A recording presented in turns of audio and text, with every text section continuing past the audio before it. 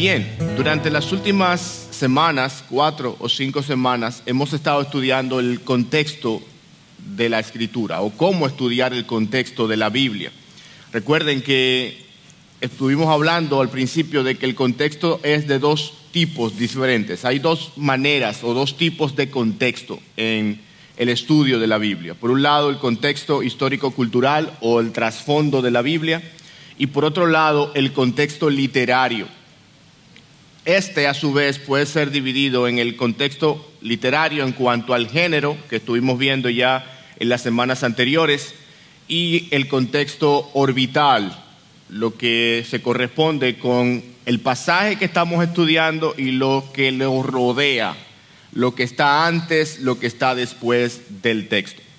De manera que en la mañana de hoy vamos a empezar a estudiar lo que se conoce como ese tipo de contexto orbital. Y lo haremos comenzando con la unidad de pensamiento, la unidad primaria de pensamiento que son las palabras.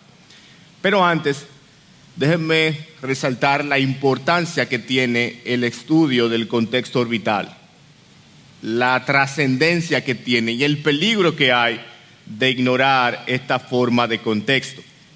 Se cuenta de un hombre que estuvo buscando la voluntad del Señor acerca de su vida y lo que Dios le quería revelar, y abrió su Biblia como cualquier día y pensó, lo primero que lea en la Escritura es lo que Dios quiere que yo haga.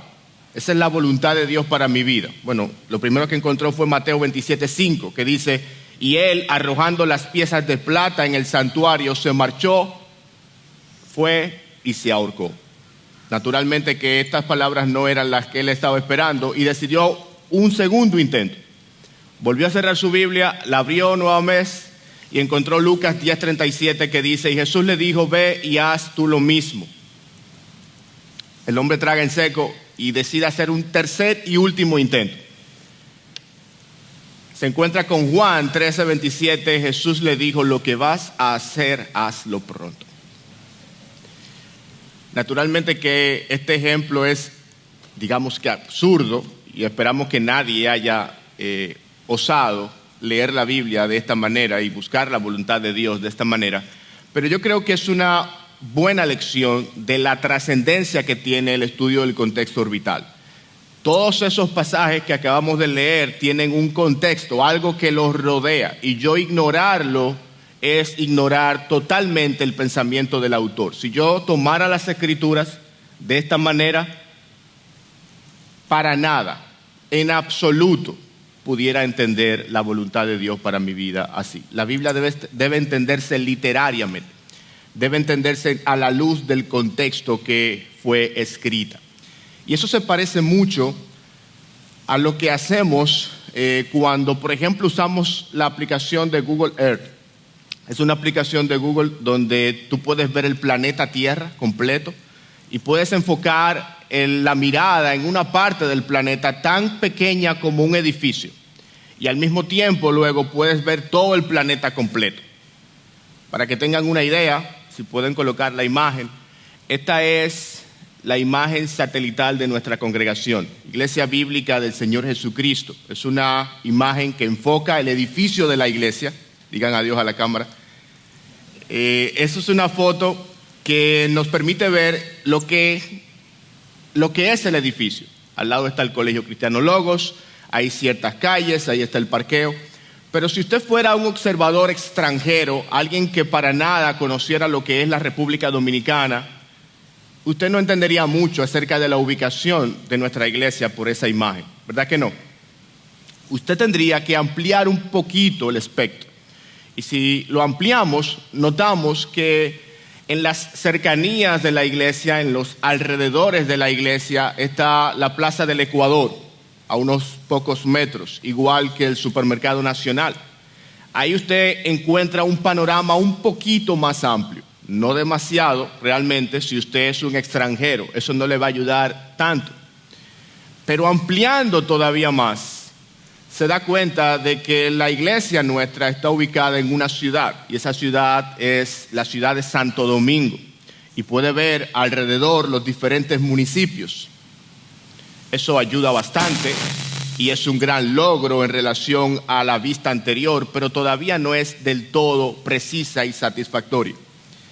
Ampliando un poco más la vista, notamos que la ciudad de Santo Domingo, a su vez, se encuentra en un país, en la República Dominicana. Ya eso a un extranjero podría decirle algo. De hecho, podría conocer nuestro país y saber en qué lugar del mundo está. Pero en caso de que no lo conozca, de que nunca haya oído hablar de nuestro país, por lo menos ya sabe que es un país. Necesitará un poquito más de visión. Cuando lo hacemos y ampliamos la visión, nos damos cuenta de que nuestro país, la República Dominicana, es parte del Caribe, está en el Caribe, en las Antillas Mayores. Está cerca de Cuba. Si no conoce nuestra isla, probablemente sí conozca Cuba o Puerto Rico o Jamaica. Pero si aún así el extranjero no puede captar la ubicación de nuestra iglesia, esta imagen definitivamente le dará la idea clara. Está en el continente americano. Y si ya no sabe dónde está, bueno, tendrá que estudiar historia. Pero ¿cuál es el punto, mis hermanos? Que así como usted puede usar esta aplicación y ubicarse de una forma tan precisa como el edificio, la calle, la avenida donde está nuestra iglesia, de la misma forma usted puede ubicar el continente donde está. Y la Biblia, de cierta manera, se parece a eso. El contexto orbital se parece a lo que acabamos de ver en estas imágenes. Si pueden colocar el siguiente gráfico, por favor. Cuando nosotros leemos cualquier pasaje de la Escritura, notamos que ese pasaje está compuesto por palabras. Esa es la unidad básica de pensamiento. Pero esas palabras forman parte de una frase. Las palabras solas no significan nada. Es la frase que le da significado. Pero la frase, a su vez, está compuesta o está formando parte de una oración. Luego la oración forma parte de un párrafo, el párrafo forma parte de un libro de la Escritura, el libro de la Escritura forma parte de un testamento de la Escritura que al final forma parte de toda la Biblia. A eso nos referimos con el estudio del contexto orbital. Y cuando leemos las Escrituras deberíamos considerar todo esto. No significa naturalmente que yo voy a empezar a hacer estos círculos, pero yo debería conscientemente atender a las palabras, la frase, la oración, el párrafo, el libro, el testamento, la Biblia. Y leer las palabras, la frase y la oración a la luz de todo el contexto. En esta mañana yo quisiera comenzar, como dije, viendo la unidad básica de pensamiento que son las palabras, y para eso quiero compartirles una guía para ayudarnos a estudiar las palabras de la Biblia. Pero antes quiero hacer una advertencia u observación. Algunas de las cosas que vamos a ver no necesariamente la vamos a llevar a cabo con todas las palabras que estudiamos. Son herramientas que estarán disponibles y están disponibles, pero no significa que con cada palabra yo voy a utilizar cada una de las partes o de la guía. Es simplemente tener un patrón de pensamiento que nos pueda ayudar a ir un poquito más allá. Y en ese sentido, algunos de los que están aquí van a ir un poquito más allá, van a profundizar un poco más, van a escarbar un poco más. Para otros, probablemente no sea tan imprescindible escarbar tanto, lo harán un poco menos en la medida de sus posibilidades. Pero le quiero dar la guía completa para aquellos que quieran hacer uso de ella. En primer lugar, antes de ver los pasos para estudiar las palabras en la Escritura, deberíamos entender los idiomas de la Escritura. Deberíamos saber y recordar, como todos sabemos, que la Biblia no fue escrita en nuestro idioma, no fue escrita en español. Fue escrita principalmente en hebreo, en arameo y en griego. Y sobre todo en hebreo y en griego, Antiguo y Nuevo Testamento. En cuanto al idioma hebreo, casi toda la totalidad del Antiguo Testamento está escrito en este. Tiene una escritura compuesta de 22 consonantes de derecha a izquierda hasta los siglos VI al X. El texto del Antiguo Testamento no contaba con vocales. Fueron los masoretas, recuerden en una clase anterior que estuvimos viendo, que le añadieron las vocales a las consonantes.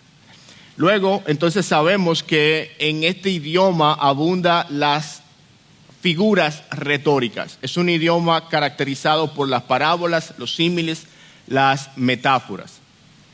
Es un idioma bastante concreto, que se prestaba mucho para lo que Dios quería revelar a su pueblo en ese tramo de la historia de la redención.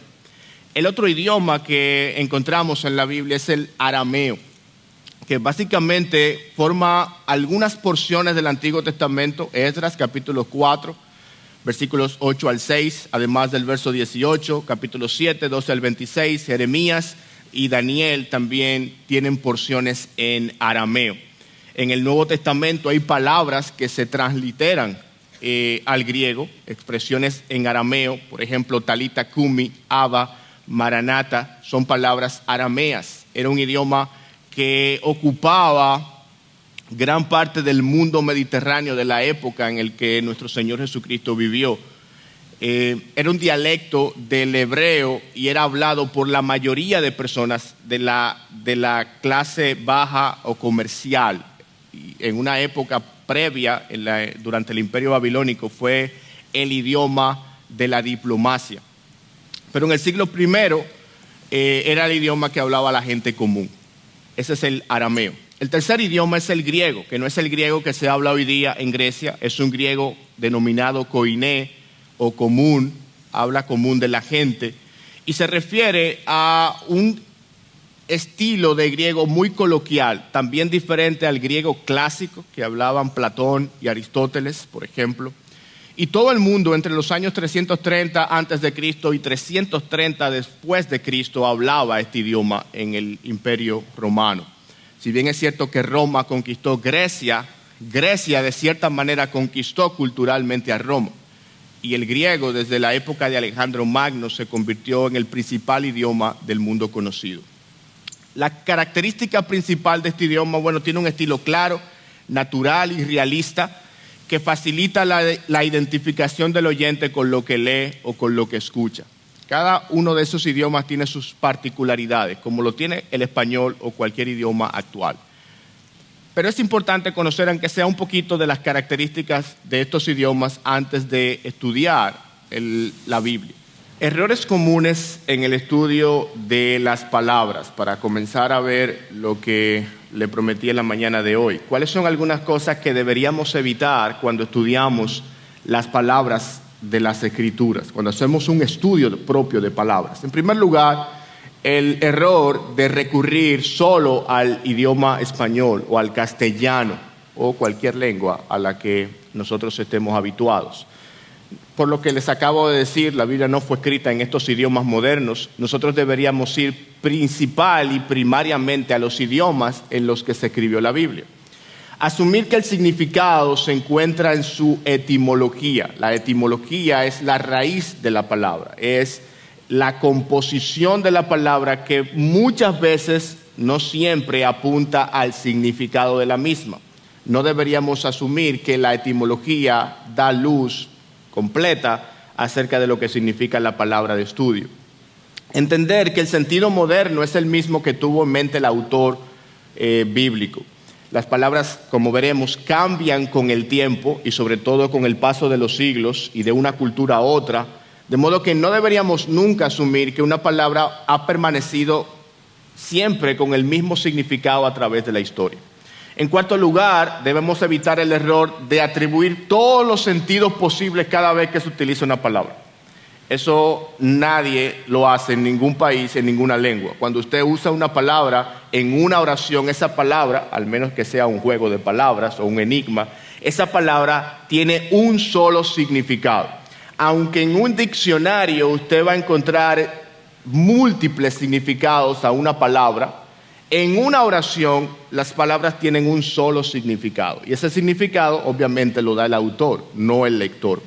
Y también debemos evitar insistir en que debe tener el mismo significado cada vez que aparece esa palabra, que es parecido a lo anterior, pero no deberíamos asumir que siempre que una palabra aparece significa lo mismo, porque las palabras tienen múltiples significados. Con eso en mente, veamos ahora cuáles son las directrices que pudiéramos bien asumir para estudiar las palabras de la Escritura. En primer lugar, deberíamos elegir las palabras cuidadosamente. Parece obvio, pero cuando usted piensa en la cantidad inmensa de palabras que hay en toda la Escritura y en cualquier texto de la Escritura, nadie tiene el tiempo ni la energía de estudiar todas las palabras que aparecen en el pasaje. De modo que naturalmente tendremos que hacer una selección de las palabras que vamos a estudiar. ¿Cuáles son esas palabras? Bueno, palabras desconocidas, naturalmente. Deberíamos empezar con las palabras que no entendemos. Palabras que se repiten. Recuerden que los autores de la Biblia usaban la repetición como forma de hacer énfasis. No tenían comillas, no tenían negritas, tenían que hacer énfasis de otras maneras y la repetición era la preferida. De modo que si una palabra se repite, es importante.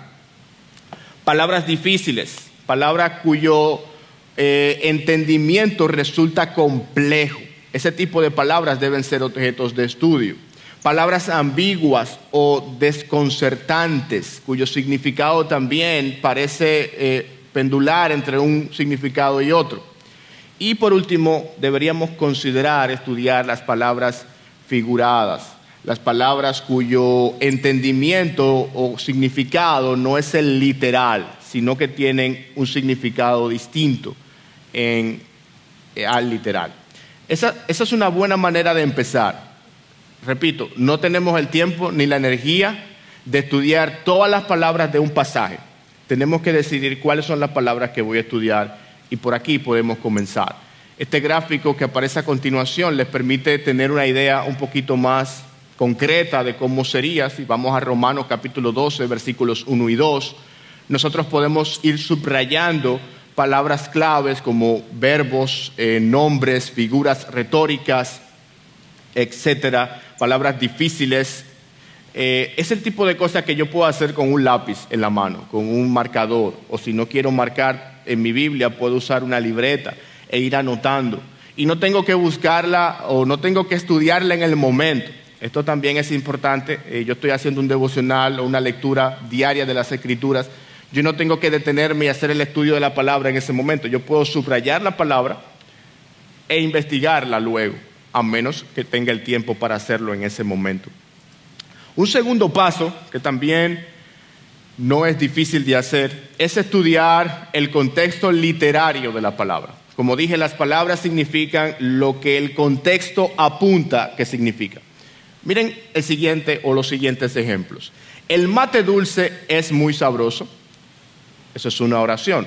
Otra oración es, hice jaque mate en 3 jugadas. O le pedí que por favor no me mate. En las 3 oraciones tenemos la palabra mate y en cada una de ellas la palabra significa algo distinto. Fabriqué un barco de madera. Deposité el dinero en el banco, un banco de madera. Deposité el dinero en el banco y encontré un banco de peces. Por igual, la palabra banco aparece en 3 oraciones y en las 3 el significado es distinto. ¿Cuál es la moraleja de esto? Que el contexto define el significado de la palabra. Eso pasa no solamente en la Biblia, sino en cualquier otro documento que leemos. Yo sé el significado de una palabra porque el contexto me da luz al respecto. De modo que lo primero que yo debería hacer no es ir a un diccionario. Esa es la parte, digamos, el atajo. No sé qué significa la palabra propiciación. Déjame buscarla en el diccionario. No, todavía no lo busques. Lee el pasaje, recuerda, la palabra está dentro de ¿qué? ¿De qué? De una frase. ¿Que está dentro de qué? De una oración, que está dentro de un párrafo. Entonces tú vas leyendo en esos círculos de contexto hasta que tú puedas ir viendo si la palabra es definida en el pasaje por el autor, si el autor aporta significado a la palabra. Bien, ¿cómo se ve esto en la práctica? Bueno, miren estos pasajes que están aquí, Hechos 16, 26. Al instante se abrieron todas las puertas y las cadenas de todos se soltaron. Cuando llegué a Troas para predicar el evangelio de Cristo y se me abrió una puerta en el Señor, y aquí yo estoy a la puerta y llamo. Si alguno oye mi voz y abre la puerta, yo entraré a él, cenaré con él y él conmigo. Por igual aparece la misma palabra en 3 pasajes distintos. ¿Significan lo mismo? Naturalmente que no. Yo tengo que ir a cada uno de esos contextos. Por el pasaje de Hechos 16, en un libro narrativo que relata un hecho histórico, todas las puertas y cadenas se interpretan literalmente. ¿Por qué? Porque Pablo estaba preso en una cárcel, de verdad, física. Cuando habla de puerta, se refiere a la puerta que cierra la cárcel. En el pasaje segundo, en 2 Corintios 2:12, sin embargo, Pablo no habla de una puerta física. Él habla de una oportunidad que se le abrió para predicar el evangelio. Y en el último pasaje, que también es controversial, no se está refiriendo probablemente ni a una ni a la otra, sino a otra forma en el que el Señor está delante de nosotros. Él está a nuestro paso para que podamos obedecerle. Ese es un ejemplo de la Biblia, pero necesitamos tomar cuidado y atención a esta parte porque para eso se requiere lectura reflexiva. Necesitamos leer con detenimiento. En tercer lugar, deberíamos indagar si el autor define la palabra en el contexto. Va de la mano con lo anterior. Pero miren, por ejemplo, en 2 Timoteo capítulo 3, versículo 15, cómo Pablo define la palabra perfecto al final del pasaje. Toda escritura es inspirada por Dios y útil para enseñar, para reprender, para corregir, para instruir en justicia, a fin de que el hombre de Dios sea perfecto. ¿Qué significa la palabra perfecto? Equipado para toda buena obra. Yo no tengo que asumir que la palabra perfecto significa sin pecado, porque es el uso más común de la palabra y el primero que aparece en el diccionario. No, yo tengo que ir al pasaje, a la frase donde la palabra es mencionada para ver si el autor la define. Otro ejemplo lo encontramos del mismo apóstol Pablo en 2 Corintios capítulo 5, versículo 2. Pues en verdad, en esta morada gemimos, anhelando ser vestidos con nuestra habitación celestial. ¿Qué significa esta frase, habitación celestial? No es una frase muy común para nosotros. Bueno, si vamos al contexto del pasaje, a la frase y la oración donde se escribió el texto, versículo 4, porque asimismo los que estamos en esta tienda gemimos agobiados, pues no queremos ser desvestidos, sino vestidos para que lo mortal sea absorbido por la vida. Aquí se añade un elemento adicional, habla de lo mortal, habla de la vida. ¿A qué se está refiriendo Pablo entonces? Tenemos que ir a otro escrito del apóstol Pablo, 1 Corintios, otra carta que escribió a la misma iglesia. He aquí os digo un misterio, no todos dormiremos, pero todos seremos transformados en un momento, en un abrir y cerrar de ojos, a la trompeta final, pues la trompeta sonará y los muertos resucitarán incorruptibles, y nosotros seremos transformados, porque es necesario que esto corruptible se vista de incorrupción y esto mortal se vista de inmortalidad. A la luz de esos pasajes podemos entender que la habitación celestial que Pablo menciona en 2 Corintios capítulo 5, versículo 2, se refiere a nuestro cuerpo de carne que será transformado en la segunda venida de nuestro Señor Jesucristo. El autor nos ha ayudado a identificar el significado que quiso darle a la palabra en 2 Corintios capítulo 5, versículo 2. Noten que no necesariamente el autor va a definir la palabra en la misma frase u oración. Y probablemente ni siquiera en el mismo libro. A veces los autores que escribieron más de un libro pueden abundar o explicar de una manera más clara lo que están diciendo en otro libro. Para eso también yo debo tener paciencia y buscar pasajes paralelos del autor que abunden en el significado. Ese es el tercer paso.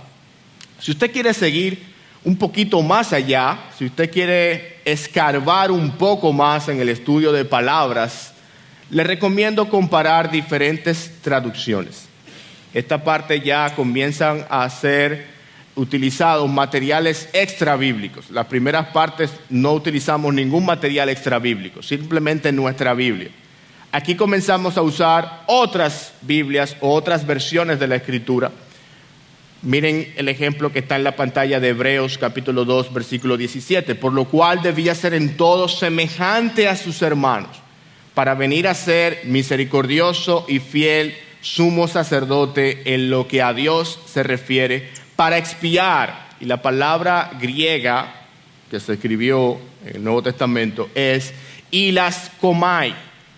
Y esta palabra significa, o la versión Reina Valera la traduce expiar, pero no es una palabra conocida, no es una palabra tampoco común para nosotros. Yo tengo que buscar otra traducción, ni siquiera voy a ir al idioma original, voy a buscar cómo los traductores de la Biblia han traducido esa palabra en sus diferentes versiones. La Biblia de las Américas lo traduce como hacer propiciación, y de hecho todavía la frase no es demasiado explícita. Para alguien que es nuevo creyente, que no tenga mucho conocimiento de la Biblia, hacer propiciación no tiene demasiado sentido. Sin embargo, si busca una versión, una paráfrasis de la Escritura como la Dios habla hoy, va a leer obtener el perdón de los pecados. Haciendo la observación que hice en una clase anterior de que las versiones de la Biblia tienen diferentes propósitos.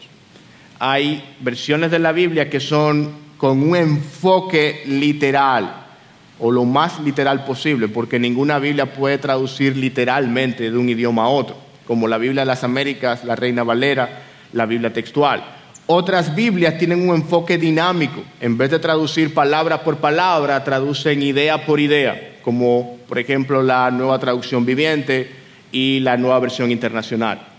Otras Biblias, como la Dios habla hoy, o la traducción al lenguaje actual, son más bien comentarios o paráfrasis del texto bíblico, que podríamos utilizar en circunstancias como estas para buscar un significado de una palabra que parece compleja. No es recomendable, por ejemplo, utilizar la Dios habla hoy para un estudio, como Biblia primaria de estudio. No sé si eso se explica o necesito un poquito más de aclaración. ¿Hasta aquí alguna pregunta sobre estos primeros pasos para estudiar una palabra de la Escritura? ¿Algo que pudiera ser aclarado, dicho sea de paso? ¿O algún comentario adicional? ¿O algún ejemplo que encuentran en la misma Escritura o han encontrado en su estudio de la Biblia que pueda ser aplicable a estos pasos? Parece que todo está claro, pues prosigamos. Hasta ahora hemos visto 4 pasos. Veremos ahora el 5º paso para estudiar una palabra de la Biblia. Y aquí comenzamos ya, para aquellos que tengan la disposición de tiempo, energía y recursos para indagar, les recomiendo estos pasos para escarbar un poco más en el significado de las palabras de la Biblia. Investiga la palabra en el idioma original. Hasta los primeros 4 pasos no hemos utilizado ningún diccionario, y mucho menos un diccionario de los idiomas bíblicos. Pero siempre es importante, si usted quiere profundizar realmente en el estudio de la Biblia, utilizar diccionarios bíblicos. Si es del Antiguo Testamento, un diccionario bíblico hebreo. Si es del Nuevo Testamento, un diccionario bíblico griego. Naturalmente, muchos de estos recursos ya están disponibles en línea. Páginas web o aplicaciones donde usted puede ver las palabras de la Biblia en sus idiomas originales. Y no tiene que ser tampoco un experto en conocer los idiomas, porque ya estos recursos explican bastante bien el significado de estos términos. Miren, como ejemplo, la palabra mundo, o la palabra que en nuestro idioma español se traduce mundo. Esta palabra en español se traduce de al menos 6 palabras griegas. Es decir, que cada vez que la palabra mundo aparece en la Biblia, viene de una de estas palabras griegas que está en la pantalla. En ese sentido, es importante buscar el diccionario porque la traducción no necesariamente me lo va a decir. ¿Y por qué es importante buscar las palabras en el idioma original? Por lo que veremos en un momento. Miren ya en más detalle el significado de alguna de estas palabras en la Escritura. La palabra mundo, en Juan 3:16, porque de tal manera amó Dios al mundo. Aquí la palabra griega que es traducida mundo es la palabra cosmos.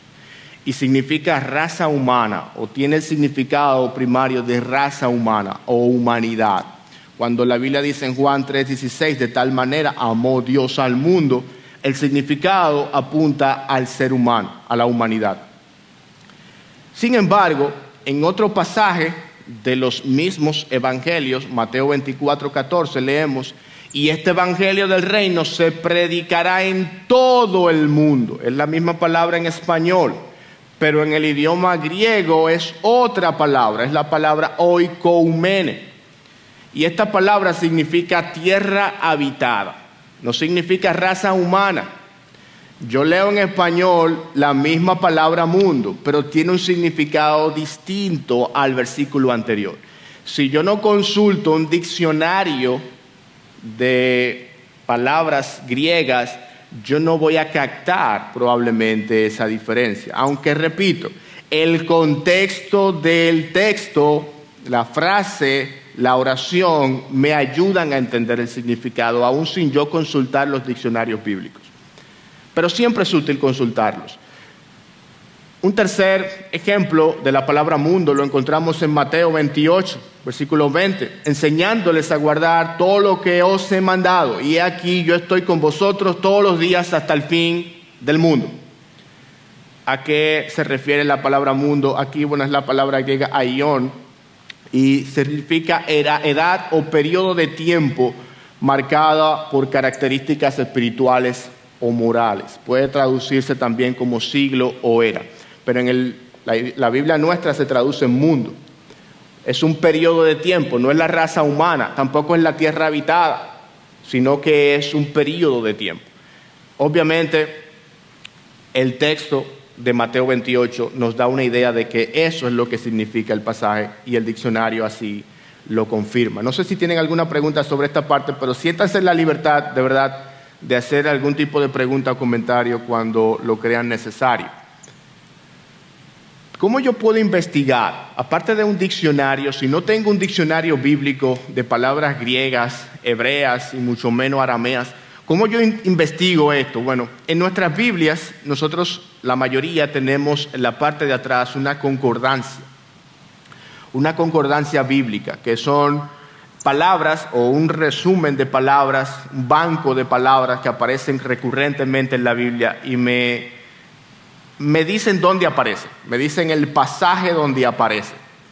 Yo puedo rastrear las palabras y ver cómo es usada esa palabra en otros textos de la Escritura, y eso me va a ayudar a entender la palabra.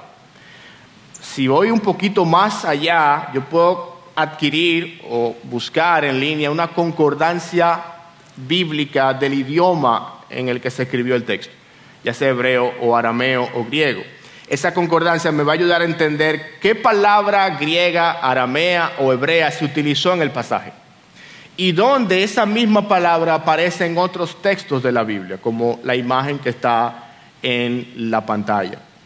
La más conocida de estas concordancias es la concordancia exhaustiva Strong, que contiene un banco abismal de palabras del Nuevo Testamento y del Antiguo Testamento, que nos permite ver dónde aparecen estos términos griegos y hebreos en la Escritura y cómo se traducen en español, en nuestro caso. Ese es el quinto paso. Si usted todavía quiere seguir escarbando, si todavía quiere profundizar un poco más, un sexto paso sería: toma en cuenta la variedad de significados posibles. Y otra vez encontramos el ejemplo de la palabra mundo o cosmos. Fíjense que hace un rato decía que la palabra mundo viene de al menos 6 palabras griegas. Pero ¿qué pasa? La palabra griega cosmos, que es una de esas 6 palabras, a su vez tiene un campo semántico, tiene una variedad de significados cuya traducción al español es diferente también. No sé si aquí le estoy enredando un poquito la cabeza. La palabra cosmos no siempre significa mundo, esa es la idea. Hay otros pasajes de la Escritura donde esa palabra tiene otro significado y por tanto se traduce con otra palabra en el idioma español. Por eso son importantes los diccionarios y léxicos bíblicos. Aquí están, por ejemplo, algunas palabras que cosmos puede significar. Ya dijimos mundo, creación, gente, sistema del mundo, sabiduría, universo ordenado, adorno. De hecho hay un pasaje en el libro de Pedro que significa literalmente adorno. Y usted dirá, ¿cómo así? Bueno, ese es el significado de esa palabra en una época también. Y la totalidad del mundo o siglo malo. Por ejemplo, tome en cuenta la palabra griega sarx, que significa carne o se traduce carne en nuestro idioma español. La palabra puede tener 4 significados diferentes. Si pueden, por favor, colocar la siguiente imagen. En primer lugar, la palabra puede significar la parte sólida del cuerpo, con excepción de los huesos, la sustancia total del cuerpo, la naturaleza sensual del hombre y la naturaleza humana dominada por los deseos pecaminosos. Y miren cómo hay una cita bíblica para cada significado posible. ¿Cómo los estudiosos han determinado esto? Bueno, conociendo el idioma original y conociendo el idioma receptor. Ellos han visto que esas palabras se utilizaban de diferentes maneras en diferentes contextos. Lo que ellos han hecho, y aquí podemos hacer uso de lo que llamamos un léxico griego que nos permite ver, o hebreo, la palabra y los diferentes posibles significados. Ellos te presentan la palabra original y te dicen, esa palabra en la Biblia significa 3 o 4 cosas. Y te dicen, en este pasaje lo más probable es que signifique tal cosa. Es una guía que me orienta en cuanto al significado. Pero otra vez, el significado lo determina el contexto, lo determina el autor, lo determina la frase, lo determina la oración. Lo que ellos han hecho es ahorrarnos un poquito del trabajo. Podemos consultar estos materiales y hacemos el trabajo un poquito más rápido. Pero, mis hermanos, no sientan el peso de que si yo no hago esto, de que si yo no estoy haciendo esto, yo no estoy estudiando la Biblia correctamente o no estoy aprendiendo la Biblia. Porque nosotros tenemos la ventaja de que tenemos una gran variedad de traducciones y muy buenas traducciones que nos han ayudado a leer la Biblia mejor. De modo que si usted no lo ha hecho o no lo está haciendo o no lo puede hacer en este momento, no sienta que no está comprendiendo la Biblia. Porque gran parte del trabajo de los estudiosos y eruditos ha sido poner la Biblia en nuestro idioma a través de estos estudios. Eso en cuanto al sexto paso. Y otra vez, si hay preguntas y comentarios, siéntanse con la libertad de hacerlos. Allá, acierto. Buenos días. Al margen de lo que ya se ha explicado bastante claro, volviendo un poquito atrás cuando mencionabas la palabra puerta en 3 contextos diferentes. Mencionaba la puerta en el contexto de la cárcel, la puerta la oportunidad como oportunidad y la puerta como la mencionó el Señor. Me parece, una pregunta, no lo has mencionado hasta ahora, quizás lo mencione más adelante, el término puerta en este caso del Señor como lo presenta es un lenguaje como antropomórfico. O sea, me gustaría como que abundara un poquito sobre el uso de las palabras con un lenguaje antropomórfico, hombre, mórfico, forma, porque muchas veces se habla de la mano de Dios o los dedos de Dios, pero Dios no tiene dedos, Dios no tiene manos, pero la intención del autor es claramente que nosotros sí tenemos dedos y tenemos manos y podemos entender mejor el contexto de lo que se nos está hablando.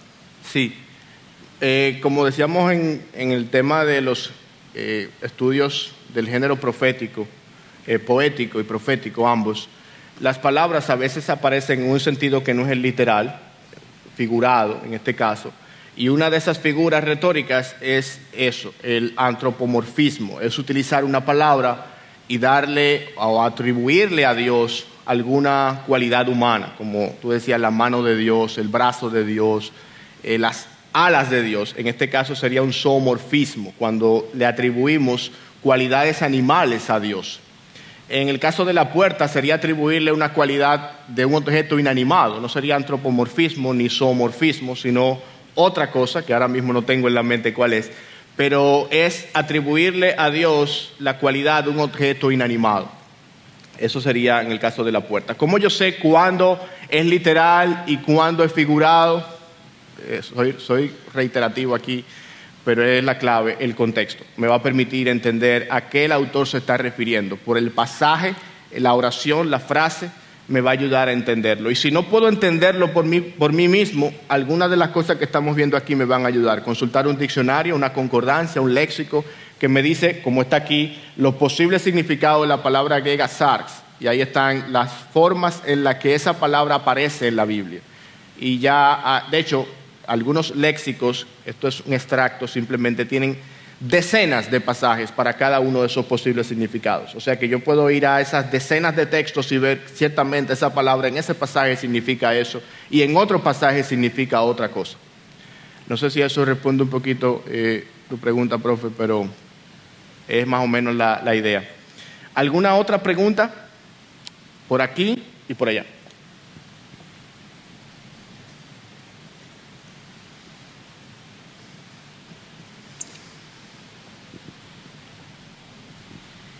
Quería preguntar con relación a Juan 3:16, que habla de la palabra mundo asociado con lo que es la salvación, donde hay muchas personas que malinterpretan y eso va a dar al traste con una contradicción de lo que es la elección incondicional, la expresión limitada y otras doctrinas. Si puedes, por favor, aclarar un poquito más la terminología de mundo en ese pasaje y asociado a la salvación. Sí.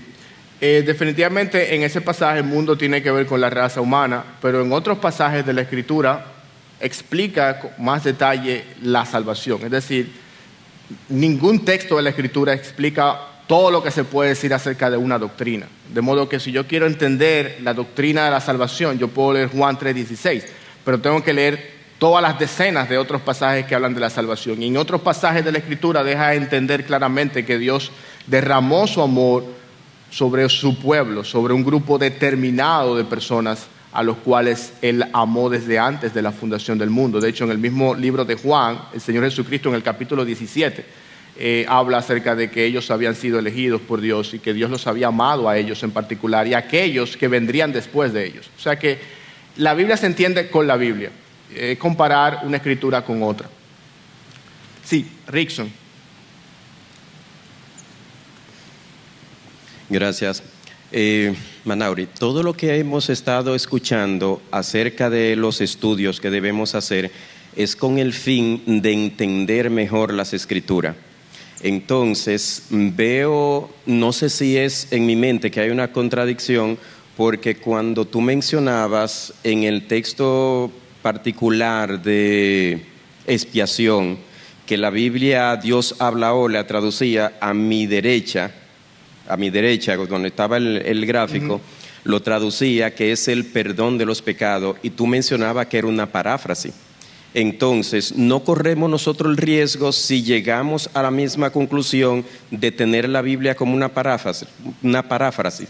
Entonces, si eso es así, si fuera así, no podemos aspirar a tener una traducción que pueda tomar de lo de Dios habla hoy, del lenguaje actual, de la Biblia tal y tal, y que pueda explicarse mejor, tal que una persona común y corriente pueda leer las Escrituras y entender palabras que necesita que alguien se le explique, como aquel hombre que iba en su carruaje y entonces Felipe, Dios lo envió para que le explicara. Pero, por ejemplo, esa misma palabra de simplemente expiación, en vez de decir expiación para una persona común y corriente, decir es que tus pecados fueron perdonados en Cristo. Bien, voy a tratar de entender un poco la pregunta y dar una respuesta. En la primera clase nosotros vimos que tenemos una brecha entre nosotros y el texto bíblico, o diferentes brechas. Una de ellas es la brecha del lenguaje. La Biblia no se escribió en nuestra lengua, ni en nada parecido a nuestra lengua, de modo que eso es una realidad. Dios lo quiso así. Si se hubiese escrito en nuestra lengua, o si nosotros habláramos la lengua en la que se escribió la Biblia, definitivamente no estuviéramos hablando de esto, ni siquiera, porque fuera muy natural. Los autores y sus lectores se entendieron totalmente, porque era escrita en el idioma de la gente. De hecho, acabo de decir al principio que tanto el idioma griego como el arameo era el idioma común de la gente. O sea, no era el idioma esotérico de las universidades, no, era el idioma que hablaba la gente del campo. De modo que cuando los autores de la Biblia escribieron, las palabras se entendieron muy claramente por parte de los lectores. Nosotros, que vivimos 2000, 3000, 4000 años después, estamos muy distantes de eso. De hecho, el idioma griego ni siquiera es el mismo idioma que se habla hoy. El hebreo es un idioma muy distinto. De modo que tenemos que salvar esa brecha. Y una de las formas de salvarla es aprendiendo esos idiomas. Esa es la parte más difícil, ¿verdad? O la otra es recurriendo a traducciones. Personas que aprendieron esos idiomas, que conocen los idiomas a la perfección y nos ayudan a entender la Biblia. De hecho, no podríamos leer la Biblia si no fuera por ellos. Ellos tradujeron la Biblia a nuestros idiomas a partir de los manuscritos originales o copias de los manuscritos originales. Pero en cuanto a las traducciones, como dije en una clase previa, hay que ser sabios y saber escoger traducciones. No todas tienen el mismo enfoque. La Dios habla hoy, la traducción al lenguaje actual, son paráfrasis, que la puse ahí como un ejemplo de lo que pueden hacer con determinada palabra. Pero no la recomendamos para la lectura regular de la Escritura, porque se toman ciertas libertades interpretativas que pueden ser, como tú dices, mi hermano, peligrosas. O sea, que recomendaría una Biblia con un enfoque más literal. Biblia Reina Valera, Biblia textual, la Biblia de las Américas, etc. Gracias. Sí, yo lo entiendo, que no necesariamente es tomar esa Biblia, pero sí hay pasajes que en ella nosotros vemos una claridad mucho mayor. Por ejemplo, no es lo mismo para mí leer Hebreos 11 en la Biblia de las Américas y Reina Valera que leerla en la Biblia traducción lenguaje actual. Y estoy consciente que esa Biblia hay que tener cuidado, pero ese pasaje particular, cuando tú lo lees, entonces tú dices, es que tiene un enfoque realmente, ese capítulo literalmente tiene un enfoque en Dios, porque te aclara que la fe simplemente es que ellos confiaron en Dios y por eso Dios hizo lo que hizo con cada uno de ellos. Ya, te entiendo perfectamente. De hecho, con los niños, una recomendación puede ser leer una Biblia o leerles una Biblia un poquito más dinámica, como la Nueva Versión Internacional, la Nueva Traducción Viviente, porque lo que buscamos es que ellos entiendan. Y esa fue la preocupación de Dios al revelar su palabra a su pueblo. No era esconder la palabra, era revelar la palabra. Y yo creo que con los niños podemos bien utilizar versiones un poquito más dinámicas, más claras, más fáciles de entender. Y todos nosotros, en sentido general, podemos hacer uso de ellas. Y están a la mano. En un celular usted tiene decenas de versiones de la Escritura sin costo. Bien, tenemos que proseguir. Hemos visto hasta ahora 6 pasos para estudiar una palabra y yo quiero dar 2 pasos más. El número 7 es investiga el uso de la palabra en su tiempo. Aquí tenemos que entender que las palabras cambian su significado en el tiempo. No siempre las palabras han significado lo mismo. En nuestro idioma español hay decenas de ejemplos. También sucede en los idiomas bíblicos. Por ejemplo, en Hechos 19:32, la Reina Valera traduce este versículo de la siguiente forma. Unos pues gritaban una cosa y otros otra, porque la concurrencia estaba confusa y los más no sabían por qué se habían reunido. La palabra aquí traducida concurrencia es una palabra griega que muchos han escuchado antes, es la palabra eclesia. ¿A qué le suena? Iglesia, es la palabra de donde tomamos nuestra palabra español, iglesia. Bueno, ¿qué pasa con esa palabra? Que en la época del Nuevo Testamento, esa palabra era utilizada para llamar o para describir a aquellos ciudadanos que eran llamados fuera de las puertas de la ciudad o a las puertas de la ciudad para tratar asuntos cívicos propios de su comunidad. Y cuando aquí en Hechos, capítulo 19, habla de ese grupo de personas, una concurrencia reunida, es eso, una iglesia. Naturalmente, no toda iglesia es una iglesia teológicamente hablando de las Escrituras. Yo sería un mal intérprete si cada vez que la palabra griega eclesia aparece, yo interpreto que se refiere a la iglesia de Cristo. No, porque esa palabra en ese tiempo tenía el significado de concurrencia o grupo de ciudadanos reunidos con un propósito. Obviamente, la iglesia es mucho más que eso. Pero quiero mencionar este ejemplo para que vean que las palabras no siempre tienen el mismo significado. Alguien lo dijo de esta manera: las palabras no son usadas de acuerdo con su valor histórico. La mente se olvida, si acaso sabía, de la evolución semántica por la que han pasado las palabras. Las palabras tienen un valor actual, lo que es decir, limitado al momento en que se usa. De manera, mis hermanos, que sería sabio, por igual, cuando yo estudio una palabra bíblica, tratar de entender cómo esa palabra evolucionó, si acaso lo hizo, en el transcurso de la historia bíblica. ¿Cómo yo hago eso? ¿Cómo yo entiendo y descubro eso? Bueno, hay diccionarios. Uno de ellos es el diccionario de Kittel, que es un diccionario del idioma griego al español, en este caso, que me dice cómo esa palabra era usada por los griegos clásicos, cómo esa palabra era usada en los tiempos del Nuevo Testamento, cómo esa palabra era usada posterior al Nuevo Testamento, etc. Me da la historia de la palabra. Naturalmente, no necesariamente tienes que hacer eso con cada palabra, pero si te interesa estudiar una palabra en particular, una palabra teológica importante, sería un buen ejercicio ver cómo esa palabra evolucionó con el paso del tiempo. Y también nos evita malinterpretar el texto, porque yo puedo estarle dando un significado a una palabra en una época que esa palabra no significaba eso. Por ejemplo, la palabra dinamis, que es la palabra que Pablo usa en Romanos capítulo 1, versículo 16 en adelante, cuando él dice: no me avergüenzo del evangelio porque es poder de Dios, es esta palabra griega dinamis. Y muchos le atribuyen a esa palabra el significado de que es dinamita, así como esa palabra vino a describir la dinamita, el explosivo, así el evangelio es explosivo. El problema es que en la mente de Pablo no podía estar esta idea, porque eso vino siglos después. O sea, para Pablo la palabra dinamita como la conocemos hoy no tenía significado, significaba otra cosa. Eso es solo un ejemplo de esto.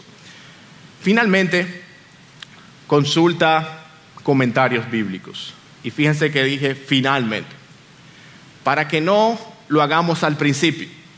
Y es la parte aquí, yo creo que hay una oportunidad de mejora. Con mucha frecuencia no entendemos algo en la Escritura e inmediatamente abrimos un comentario bíblico.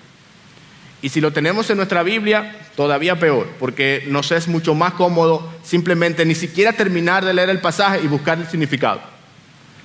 Eso, aunque es fácil, no te ayuda realmente a entender por ti mismo la Escritura. Lo recomendable es que ese sea el último recurso. Aparte de que tú tienes que formar tu teología, tu entendimiento de la Biblia por lo que tú lees en ella. Recuerda, los hermanos de Berea examinaron las Escrituras para ver si lo que Pablo decía era así. Aquí yo tengo un par de ejemplos. Filipenses 2:7 dice: sino que se despojó a sí mismo tomando forma de siervo, haciéndose semejante a los hombres. Si un diccionario bíblico, o si yo quiero hacer uso de un diccionario bíblico para estudiar la palabra despojó, ¿qué significa eso? Bueno, queda claro, dice el autor, pues, que la cláusula se vació a sí mismo deriva su significado no solo de las palabras antecedentes inmediatas, o sea, no consideró su existencia en una forma igual a Dios como algo a que aferrarse, sino que también de las que siguen. Al tomar forma de siervo, en efecto, esta cláusula se vació a sí mismo, abarca todos los detalles que entraña la humillación y está definida por estos. Él lo dijo de una forma bastante compleja, pero la idea es despojarse de sí mismo. En el caso de Cristo, en Filipenses capítulo 2, significa todo lo que conllevó su humillación, la cruz y su muerte. El comentarista William Hendricks, por su parte, dice: la semejanza con los hombres, la forma de siervo que tomó en su condición y apariencia humana, la humillación consciente y voluntaria y la obediencia que lo llevó hasta la muerte, sí, la muerte de cruz, todo esto queda incluido en la frase se vació a sí mismo. Cuando él hizo a un lado su existencia en forma de igual a Dios, en aquel hecho él asumió todo lo que era contrario a ella, o sea, la naturaleza humana. Este es el tipo de cosas que usted va a encontrar en un comentario bíblico, cuando usted estudia una palabra o un pasaje. Pero, al igual que los diccionarios, al igual que cualquier otro contenido, es importante ser sabios identificando buenos comentaristas. Los mejores comentaristas son los que te ayudan a entender lo que el autor dice en el pasaje, no a imponer sus ideas al pasaje. Aquí están pues los 8 pasos que hemos visto en la mañana de hoy cuando se trata de estudiar las palabras. Elige las palabras con cuidado, considera el contexto literario, indaga si el autor la define, compara diferentes traducciones. Estos primeros 4 pasos pueden ser llevados a cabo por cualquiera de nosotros sin la instrucción o las capacidades de un lingüista griego o hebreo. Eso cualquiera de nosotros puede hacerlo. No tiene que tener casi ningún material extra, salvo una Biblia con otra versión. Los últimos 4 sí ya requieren un poquito más de inversión. Investiga la palabra en el idioma original, toma en cuenta la variedad de significados, investiga el uso de la palabra en su tiempo y consulta comentarios bíblicos. Como de costumbre, hermanos, la clase estará disponible en el código que está en la pantalla. Nos quedan 2 minutos o un poquito menos. ¿Algún comentario, pregunta antes de terminar? Sí, cuando Jesús dijo que de tal manera amó Dios al mundo, los arminianos dicen que mundo se refiere a todos los seres humanos que han existido. Y los calvinistas entonces dicen que se refiere a cada pueblo, lengua, nación. Quise dar ese pequeño comentario. Los autores bíblicos tienen una idea distinta. Dicen que el mundo no siempre todo el mundo. Por ejemplo, cuando los fariseos dicen todo el mundo se va tras él. Todo el mundo aquí es el mundo habitado, el planeta Tierra, todas las personas que han existido. No. Aquí en esa frase la palabra significa un gran número de personas. De modo que aunque sea la misma palabra cosmos, que signifique humanidad, no siempre engloba a la totalidad del mundo o a la totalidad de la humanidad. El contexto otra vez nos va a dar la clave para entender la palabra.